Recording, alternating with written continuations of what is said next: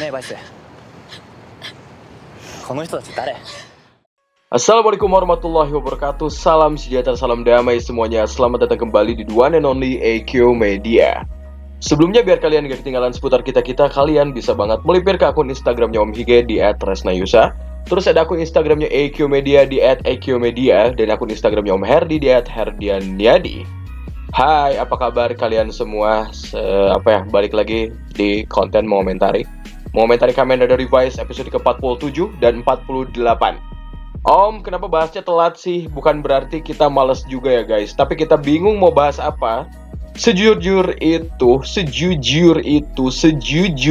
kayak bingung mau komentarin apa sih tentang ini ya. Ingat loh gitu, dari awal revise ini ada konten kita adalah mengomentari. Ingat, mengomentari, bukan mereview, bukan menyebutkan scene per scene kayak konten kreator lain. Jadi tolong, namanya aja udah mengomentari. Jadi jalannya cerita ini ya kita komentari. Ingat, beda dengan roasting. Beda jauh ya. Untuk sekarang rasanya kami bingung, sangat-sangat bingung dengan apa yang terjadi dalam revise ini. Udah episode ke-48 ini bro. Bukannya semakin menajam, tapi semakin memburuk. Arahnya nggak tahu kemana. Tersesat? Oh, tersesat. Tersesat! Oh, tersesat. Astagfirullah. Ini bukan di kategori memburuk lagi ya. Kenangan buruk yang ditampilkan di revise ini sudah bukan buruk lagi. Lebih ke kayak beda series. Lebih ke hawanya kayak beda aja. Ngerti gak sih kayak vibes-nya ini 80% berbeda. Sudah digambarkan seperti memang memulai dari awal hal yang berbeda lagi. Arahnya udah bukan mau dibawa kemana lagi, tapi dihempaskan dan memulai arah baru. Walau masih dalam satu series yang sama gitu, gaya pengambilannya beda. Karakter yang disudutkan beda dan hawa-hawanya pun pasti beda suasananya gitu. Gak perlu kita satu-satu rangkum dari episode 47 digambarkan gimana, gak perlu. Langsung aja dua-duanya gitu, karena emang gak perlu segmen khusus per episode membahas ini. Dan pasti sekarang kita sudah dibuat bingung dan dihadapkan dengan perasaan tidak nyaman terhadap karakter George yang hanya ego bocilnya aja hadir di sini gitu. Why? Demi memporak-porandakan semua hal yang berhubungan dengan Kamen Rider. Pada awalnya dia menciptakan semua rider adalah sebuah identitas dan kayak serapan dari apa yang ayahnya lakukan di masa lalu. Ayahnya sebagai pembuat rider di masa lalu, dia juga mencontoh hal tersebut lalu menyalahkannya. Dia menyalahkan kenapa ayahnya menstempel iblis kepada dirinya. Tuh, logat jadi so asik juga dari stempel iblis katanya gitu. Turunan keilmuan rider juga jadi semi kambing hitam oleh perkataannya si George ini gitu. Berimbas pada mengalahkan semua ciptaan ayahnya yang mengawali proses pembuatan rider lah atau apalah. Semua serba disalahkan oleh George ini gitu. Kayak menurut pada proses pembuatan rider ini semua ya salah ayahnya gitu. Merunut nih pada hadirnya Vel deh dan Ginta sebagai rider yang menghasilkan kekeluargaan dari Iki, terus kayak semua aja dilawan oleh George gitu. Padahal masuk aja enggak sama kerangka revise yang coba dirangkum dan dibangun dari awal. Sebuah representasi dan lanjutan dari kinerja sang ayah dalam meracik seni keilmuan tentara super armor yang disebut sebagai Kamen Rider ini. Dan ujung-ujungnya dia cuma kangen ayahnya doang karena nggak bisa berbicara di akhir hayat ayahnya. Kayak bingung, tanpa Daddy aku tak bisa hidup gitu. What the pakai bilang aku nggak bisa hidup tanpa ayah dengan setup cerita macam ini. Maksudnya gini loh gitu. Bisa aja kalau maksa dan kekeh mau nge-build George kayak gini, tapi sebagai pengisi kekosongan gara-gara nggak ada lawan lain gitu selepas Gifu, kenapa harus seperti ini gitu? Gimana ya, jadi speechless, bingung banget gitu kayak ngomongnya gitu. Maksudnya gini loh, bisa aja kalau maksa dan kekeh nih mau nge-build up George kayak gini deh sebagai villain ya. Tapi sebagai pengisinya juga tidak seperti ini harusnya setupnya gitu. Jadi kayak ini adalah titik terendah dari series ini gitu. Kita lupakanlah bagaimana garingnya acting si Noritaka Hamao ya, alias si George gitu. Pasca menjadi Kuga lagi juga ya. Si Chihachi Kyuju ya juga. Oh, berarti niatannya selevel di atas Kuga gitu. Formula yang coba dibangun oleh si George ini.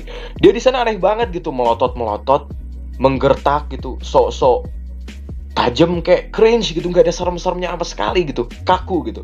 Ngomong-ngomong soal melampaui Kuga, apakah kalian rela nih? Dari segi statistik sih memang kekuatannya di angka 92,5 ton untuk pukulannya, kurang lebih 240,6 ton untuk rider kicknya, Kamen Rider juga. Gila sih, ini kekuatannya sangat-sangat overpower gitu ya. Bisa kalian bayangkan gitu ya, ditendang oleh dia. Kayak kalau misalnya compare nih Rising Ultimate Kuga yang berada di angka 120 ton maksimal untuk rider kick doang, secara statistik dan hitung-hitungan keilmuan juga berada jauh di atas Kuga ya. Namun kami tidak menyetujui juga. Siapa itu juga gitu? Apa itu gak jelas? George ini merebut kemudi villain di sisa 2 episode akhir cerita Revice adalah sebuah tanda tanya yang sangat besar, hancurnya jalan cerita yang coba Revice bangun. Kita sama sekali tidak tahu mau diapakan series ini dibuat, pastinya untuk apa series ini juga tidak tahu seperti apa. Apalagi di akhir episode 48 ini saat kita tahu bahwa alasan George menjadi juga adalah sangat-sangat dangkal dan sama sekali tidak memuaskan semua aspek dari segi cerita. Alih-alih mencoba menyudutkan ataupun menyatukan sudut pandang bahwa ini adalah serial Rider bertemakan kekeluargaan di mana George pada akhirnya tersadar bahwa koneksinya dengan sang ayah yakni Masumi adalah kekuatan cinta ayah dan anak. Dan dengan hal itu tiba-tiba George merasa bersalah dan menyerah kalah oleh Ultimate Revice gitu. Malah jadinya sangat nol besar gitu jalur ceritanya gitu. Mau mempererat kekeluargaan dengan cara yang sangat aneh, tidak ada hubungannya sama sekali gitu. Urgensinya nggak ada sama sekali. Untuk apa jadi juga? Untuk apa mengambil alih sebagai lawan Rider? Untuk apa pakai embel-embel bias bahwa Yin dan Yang katanya, kata si George whatever, harus hadir dalam upaya damai manusia lah apalah, nggak masuk. Juga ini hadir dengan motif serangan ingin menjadi yang nomor 1, ciptaan Rider nomor 1 katanya. Dia ingin melampaui ayahnya, menyalahkan ayahnya yang menstempel dia, menyalahkan jalan ayahnya yang berada di balik keilmuan Rider lah apalah, lalu menyerang semua yang dianggap berasal dari basic keilmuan ayahnya dengan mode dan hasil yang serupa. Kalau di sisa episode mau seperti ini, hubungan di masa lalu dengan hadirnya juga lantas apa? Buat apa dulu ada kisah hadirnya pasukan Phoenix? Buat apa dulu ada pengorbanan Komandan Phoenix? Buat apa dulu ada kayak organisasi sindikat Deadman gitu jika hasilnya seperti ini? Buat apa dulu ada Weekend? Buat apa dulu ada Gifu? Buat apa susah payah juga ngelawan Hideo Kaishi? Dan apalah itu, maksudnya gini loh. Semua yang disebutin di atas bermuara ke satu titik, harusnya yang saling berhubungan. Perlawanan terhadap Gifu sama ini harusnya koordinasi di Phoenix gitu, masyarakat ngungsi. Semua demi melawan kejahatan Gifu sama sang iblis. Terus ini kemudinya lalu ada di George dengan alasan yang sangat-sangat tidak bisa diterima dan hanya seperti itu. Gak tahu juga ini bahasnya mau kemana lagi gitu. Ini auranya kayak beda series soalnya gitu. Harusnya ini sesudah Gifu kemarin keseret dan musnah di langit itu ya udah Revice tamat gitu. Bodoh amat nggak di-up lagi perkara Igarashi Rizky semakin parah Alzheimer. Kata Om Randy Alzheimer ya. Yang penting si inti perkaranya alias si Gifu ya modar-modar gitu udah tamat. Terus si Ortega nih yang dulu masih hidup pas proses lawan Gifu sekarang kemana? Di episode sebelumnya ada ketawa sinis gitu. Terus ada yang ditangkep ya. Si Ortega ini ditangkap gitu entah kemana juga. Belum diceritain secara rinci juga meskipun ditawan oleh Weekend atau Phoenix gitu, whatever pokoknya. Kita tahu prosesinya dia setelah ditangkap kayak apa juga enggak gitu. Udah aja, enggak dibaut lagi. Meski hanya sekedar di shoot kayak gitu ataupun kayak ada keinginan tersisa dari Ortega kayak. Kenapa kayak Ortega kabur terus jadi final boss gitu harusnya gitu ya, kayak dia tuh punya DNA tersisa dari Gifu misalnya.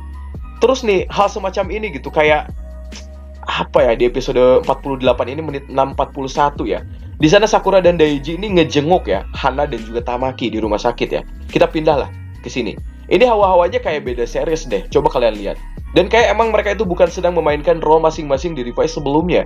Kayak udah aja gitu, nggak terjadi apa-apa gitu, nggak ada something mention tentang apakah ada sedikit ataupun secuil ketakutan keterkaitan mungkin Gifu kayak comeback kayak iblisnya kayak masih tersisa kayak, atau mungkin George ternyata dirasuki Gifu kayak, atau apakah at least semua berhubungan dengan Gifu ataupun Raja Iblis yang lain ataupun sisa iblis. Ini sama sekali nggak ada gitu, sound yang nggak ada, sinematografinya nggak ada. Ini jelas-jelas berbeda kayak pindah ke acara berikutnya gitu, bukan ke ranah masih di Kamen Rider Revice yang tersisa. Oke, misal Gifu emang murni mati dan gak akan disebut lagi di sini. Ya mention kayak ketakutan bahwa akan ada invasi selanjutnya dari iblis Kroco yang tersisa. Takut iblisnya balik portal kayak ngebuka portal kemarin kayak. Kan wujud Vice, Kagero, Rovkov ya nggak musnah juga kan. Kayak berarti kemungkinan sisa iblis ada kayak gitu. Emang di episode depan gitu kayak mention Vice ini bakal hadir gitu. Tapi dengan setup seperti ini itu no gitu. Nol besar gitu. Kayak mereka harusnya kayak bisa lah bikin koalisi kayak atau campuran kayak buat nyerang balik Iki kayak. Karena udah matiin raja mereka gitu si Gifu. Ini nggak seperti itu guys gitu. Jujur Om Hige kayak apa ya, nggak tahu gitu mau ngebahas apa lagi gitu. Ini tiba-tiba ngelawan George yang di full kan di 2 episode ini sebagai dari musuh yang harus dilawan. Meski akhirnya ya menjurus ke si George-nya tobat gitu. Guys, apa ini kayak misu-misu atau mungkin kayak apa ya, capeknya Om Hige ini dirasain Om Hige doang nggak sih? Kayak mungkin apakah saya terlalu lebay gitu, tapi ngobrol sama forum di Tokusatsu fans atau mungkin ngobrol bareng kayak sama Om Randy, mungkin sama Agan Reza dan lain-lain, semua setuju gitu bahwa kenapa seperti ini gitu, seampas ini mungkin. Apa ya? Kita bahas lagi deh jalan menuju tobatnya George ya di menit 9:49 gitu. Ketika hint ataupun teka-teki dari foto yang mengungkapkan sesuatu dari George lah pintu rahasia George dan Masumi, kayak sebuah hal yang mungkin inginnya kayak sedih gitu, kayaknya penuh tangisan gitu maksudnya. Nyatanya enggak sama sekali gitu. Apa ya? Kenyataan bahwa markas Weekend adalah rumah dari Masumi dan George Karizaki, dan kenyataan bahwa kenapa namanya Weekend mungkin adalah George dan Masumi dulu menghabiskan waktu bersama hanya di kala weekend, sebetulnya bisa dibuat jauh lebih berarti dan lebih menarik. Gini deh, realistis ya, kita coba ke ranah realistis. Ruang kenangan George dan Masumi yang katanya rahasia banget, itu terjadi bertahun-tahun ataupun belasan tahun ke belakang, di mana George masih bocil dan Masumi masih di usia muda dan prima. Di ruangan tersebut tidak ada debu sama sekali, dan itu kan kejadiannya udah lama juga ya, Masumi udah meninggal di sana. Ya at least debu kek. Ini nggak ada. Tidak ada barang usang sama sekali. Tidak ada sarang laba-laba, tidak ada kecoa, cat putihnya juga sangat utuh. Semua properti bahkan terlihat baru dan tidak ada tanda-tanda lama. Ruangannya lama, propertinya lama, tidak ada tanda-tanda seperti itu. Oke. Mungkin di sana ada beberapa kru Weekend mungkin yang tahu ya tempat tersebut, dan mungkin Hikaru ini nggak dikasih tahu gitu ya. Dan berperan mungkin sebagai pembantu ya kru Weekend yang lain yang dikasih tahu untuk membersihkan ruangan tersebut. Jadinya semua terlihat bersih dan tertata sangat rapi. Bisa. Namun, yang namanya barang mempunyai usia. Sebagus apapun kamu menyimpan cetakan foto dalam frame, itu foto pasti yellowing gitu. Ada aja sedikit memutih ataupun memudar berwarna kuning yellowing tadi. Dan ini jepretan belasan tahun yang lalu tersebut, dan kalian masih bisa lihat sendiri di sini tidak ada properti yang usang, semua bagus. Sebagusnya teknologi mungkin di Jepang ya pasti terlihat agak lama lah kalau misalnya terjadi ini udah kayak belasan tahun yang lalu gitu. Ngerti nggak sih? Kalian, mungkin kalian kurang puas gitu dengan realita ini gitu. Om Hige adalah seorang desainer guys, dan juga seorang seniman mungkin. Saya sering menggambar dan otomatis tahu bagaimana penanganan karya seni dalam berbagai media secara manual. Di menit 10:01 terlihat ada beberapa karya dari George yang dipasang. Di sana mengisyaratkan T-Rex, penggambaran T-Rex, sebagai karya seni utama George yang diasumsikan dengan series Revise. Pak, jalannya T-Rex visual ini adalah Revise itu sendiri, tematik utama Revise. Karya seni entah itu dari krayon kayak yang berbasis minyak, cat air kayak pensil warna kayak, dan kertas itu sendiri. Warnanya ya akan memudar, meskipun sedikit. Ini enggak. Lihat teksturnya.